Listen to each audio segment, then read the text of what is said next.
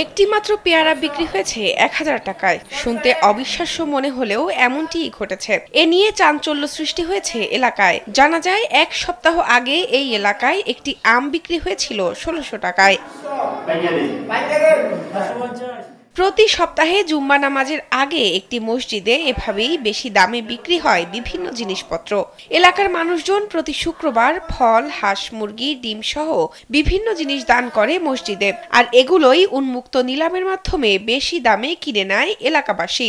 প্রত্যেক সপ্তাহে দান করে ভাবলে কিছু গাছের ফল টল নেয়, যদি একটা ফল নেয় এক টাকার মাল অনেক টাকা দিয়া মানুষের নেয়, যাতে এটা কিনে নেওয়ার মতো না, আগে একটা মসজিদে দান করার মতো এটা নিয়ে যায় প্রত্যেক সপ্তাহে।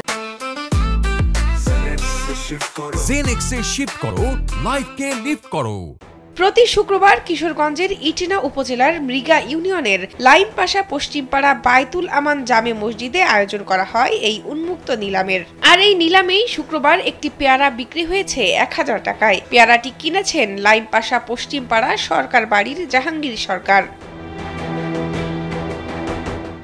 মুসল্লিরা জানান, কয়েক সপ্তাহ ধরে মসজিদে দানকৃত ডিম, আম, পেয়ারা, হাঁস, মুরগি সহ সকল জিনিসপত্র উন্মুক্ত নিলামের মাধ্যমে অতিরিক্ত দামে বিক্রি হচ্ছে।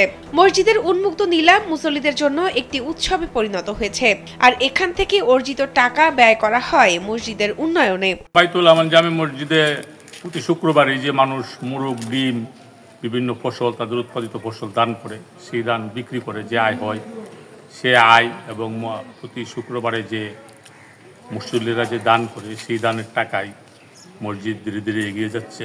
লাইমপাশা পশ্চিমপাড়া বায়তুল আমান জামে মসজিদের ইমাম হযরত মাওলানা মাসুম বিল্লাহ জানান, প্রতি সপ্তাহে দানকৃত সবকিছু নিলামের মাধ্যমে অতিরিক্ত দামে বিক্রি করা হয়। গত সপ্তাহে একটি আম ১৬০০ টাকায় বিক্রি হয়েছে। এই ঘটনা সবার মাঝে ছড়িয়ে পড়ায় এই সপ্তাহে একটি পেয়ারা ১,০০০ টাকায় বিক্রি হয়। সওয়াবের আশায় মুসল্লিরা অতিরিক্ত দামে এসব কিনে নেন বলেও জানান তিনি। আমরা এই ফলমূলটা নিলামের মাধ্যমে আনুষ্ঠানিকভাবে নিলামের ফলটা আমরা বিক্রি করি।